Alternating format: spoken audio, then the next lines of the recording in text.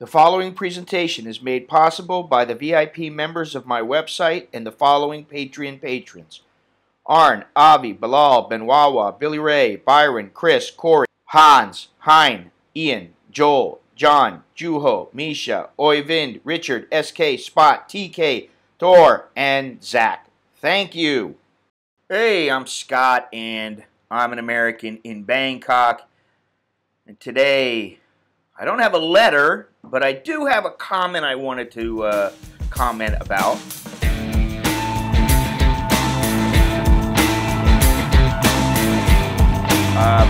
I made this video, another heartbroken chowderhead, and I got this message from a guy, and he's commented several times before, but he says, this is not funny. On the contrary, it is very, very serious.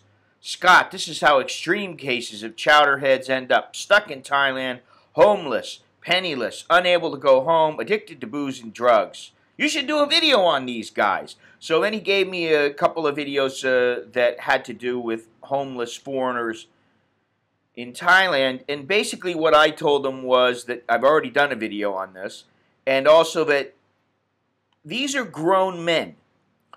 These are grown men, and while my videos may help one person, I don't know.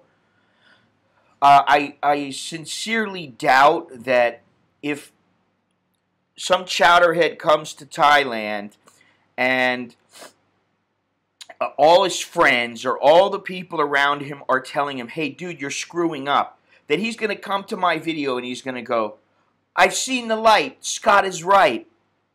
What am I doing? I just don't see it happening. I'm not responsible for these guys.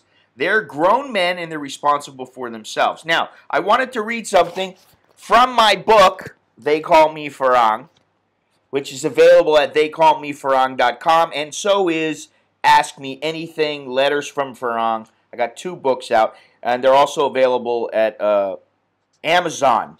So if you don't have one, I suggest maybe you pick one up. But let me read some of what I wrote, because I was going through the book. There's going to be a second edition coming out, and I was going through it and reading it, and I found something that I thought was pretty appropriate.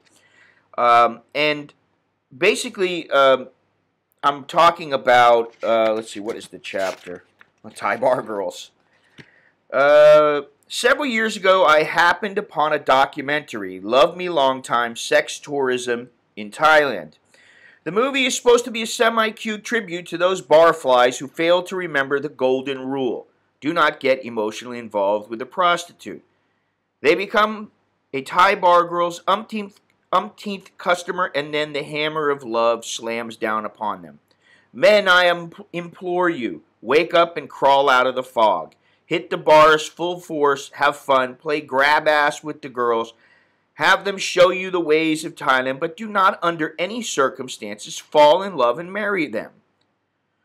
Now, I should say there is a caveat to that. If you really know what you're doing, or you are really, really lucky, you may find a girl that, she just wants a better life. She just wants a guy who's going to be good to her. I'm not saying that it's not possible to find one, but I am saying that in almost all cases, it is very, very difficult.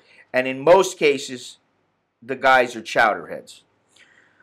The love interest of the men in the movie are the bottom of the barrel of Thai society and look like they too had been hit with a hammer, smack dab in the face. Then again, the men were certainly no prize either. In all fairness to true documentary filmmakers like Ken Burns, Hugo Van Lawick, and Theodore Gruya, look them up. Love Me Long Time, Sex Tourism in Thailand closer resembles a home movie than a documentary. Nevertheless, the depiction of just how screwed up men can be once they set foot in the land of smiles is dead on and painfully real.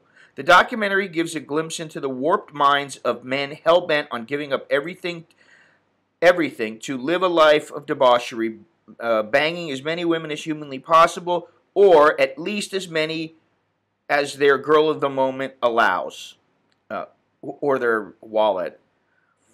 Beauty is supposed to be in the eye of the beholder, but if you are foolish enough to get involved with, or God forbid, marry a bar girl, at least make sure she's the sort of woman who makes others stare in awe of your manliness. or the ability to pay for it. If your girl oozes sexuality and her pulchritude is beyond reproach, at least people will chalk up your stupidity to man's inclination to think with the little head instead of the big one. In one comical yet sad sequence, a young man professes his love for his preferred bar girl. Later in the movie, he snivels about how a bank transfer from the UK failed to materialize and how the love of his life has now found another man. True love, yes indeed. To his credit, he acknowledges, if my money comes tomorrow, she'll be back.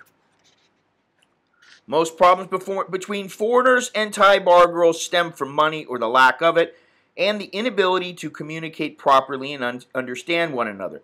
Prostitutes work for one reason, to make money. Contrary to what the average punter may believe, the vast majority do not view themselves as the next pretty woman, nor are they different. Let's see here. Without a doubt, there are good prostitutes out there. But to recommend a prostitute as a wife is like telling a gambler to bet his life savings on the lottery. Yes, there is a chance of winning, but the chance is slim to none. Working girls may genuinely like and care for their client, and in some cases, one or both of those involved may develop an emotional or romantic connection. However, for most working girls, it is a job, no more, no less, and far too many men who visit or reside in Thailand mistake kindness, attentiveness, sweet talk, and hot, passionate sex for love. Interactions with bar girls are a business transaction. The sooner men come to grips with this, the sooner they can face reality. Falling madly in love with bar girls and making vain attempts to convert whores into housewives is a losing proposition. That about sums it up. So, if you're going to learn from anything, learn from that. Anyway, that's all I got. So until next time, I'm Scott. I'm an American in Bangkok. Choke D, let jerkin by. Hey, click like, click share, leave a comment. Tell me what you think.